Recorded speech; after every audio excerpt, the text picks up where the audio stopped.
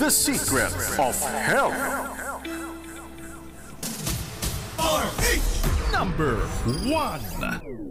Ako si Luther ng Laguna. Mahirap pag acidic, sinisikmura ako kahit hating gawi. I keep healthy with proper diet and Santon Plus Gold na may mangosteen at malunggay. Proven and tested, nakatulong sa akin. Santon Plus Gold, mabibili sa mga butika. Mahalagang paalala, ang Santon Plus Gold ay hindi gamot at hindi dapat gamitin panggamot sa anumang uri ng sakit. Mariani Tolentino nga pala, laging masakit ang ulo ko at namamanhid ang katawan. Nasanay na lang akong magtiis pero pwede palang makaiwas sa ganitong pakiramdam. With proper diet, healthy lifestyle at sa tulong ng Santon Plus Gold. Santon Plus Gold, mabibili sa mga butika. Mahalagang paalala, ang Santon Plus Gold ay hindi gamot at hindi dapat gamitin panggamot sa anumang uri ng sakit.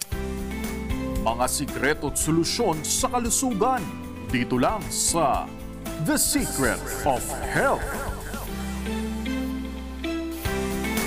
Mga sikreto at solusyon sa kalusugan. Dito lang sa The Secret of Health. Balik po tayo mga kaibigan sa ating pa rin pong discussion ngayon po gabing ito mga kaibigan tungkol po sa tanom or tubig. Ito pa rin po yung lingkod si Ray Sibayan.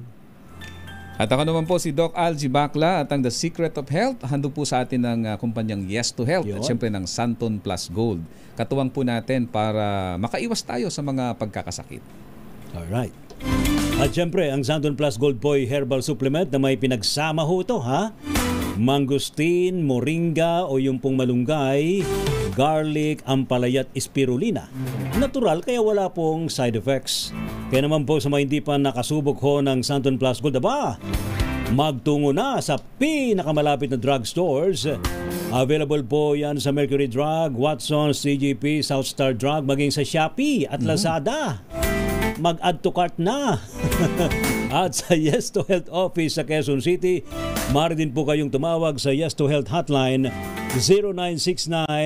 0969-627-1262, 0969-627-1262. The Secret of Health. Ay, ang daming mga interesado sa ating pinag-usapan, Doc Algie, no ha? Kanina na ipaliwanag po sa atin ni Doc Algie ang kalagan po ng tubig o hydration sa ating katawan. At ang masamang epekto ho ng dehydration. Bago tayo tumuloy sa prevention, Doc Algie, may tanong ho rito sa ating text line mula kay 09184492. Sabi ho niya, ako po, malakas naman uminom ng tubig pero jingle naman po ako ng jingle. Ayan. Masama ho ba yun? Actually, hindi naman. Kaya lang, gaano karaming tubig bang iniinom natin? For example, in one sitting, pag umiinom tayo, yung iba kasi, Ray, mga 1 litro kaagad. Ayo. So, hindi maganda yun. Hindi maganda yun. So, mangyayari sa inyo talaga, ma-overwhelm nyo yung kidney. Diyos me. Pag nangyari yung sa kidney natin, ipa-flush out mo lang talaga yung tubig. Nasusuka ka. Oo, hindi ka mahahydrate. May stress mo yung kidney. So, hindi maganda siya na bawat inom natin ng tubig, lagi tayong madalas na iihi. So, pa-check din tayo, baka yung kidney natin may problema, o yung pantog natin may problema, kasi pwedeng yun ang pinanggagalingan. Nangyayari yan kapag hindi normal at tama yung way ng pag-inom ng tubig. Yun. So, gaano ba karami, Doc, yung volume ng tubig na dapat iniinom sa isang araw? So sabi sa isang pag-aaral, 3.7 liters sa mga kalalakihan. 3.7 liters sa mga lalaki. Yun yung pinakang range ng depende sa laki. Sa laki ng katawan. So kung hindi naman kayo masyadong aktibo, hindi naman kayo atleta. Siguro mga 3.5. Oo, pwede na yun. Sa mga kababaihan, 2.7 liters yung pinakang average. O pinakang limitations kumbaga within the 24-hour period.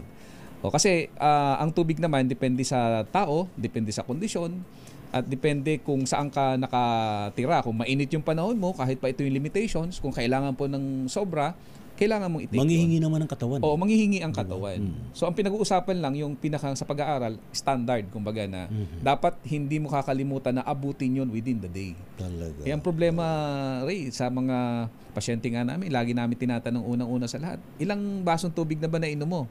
Alas 12 na ng tanghali, hindi nila matandaan. Hindi nila alam. So, ako rin may ganun din time. Ang problema pa ng iba, hindi ko alam. akala nila basta iniinom natin, yung may mga flavor, may mga sugar, akala kasama nila pamalit na yun eh. Actually, no. It will dehydrate us more. Talaga. Yung mga high sugar drinks, lalo tayo madidehydrate nun.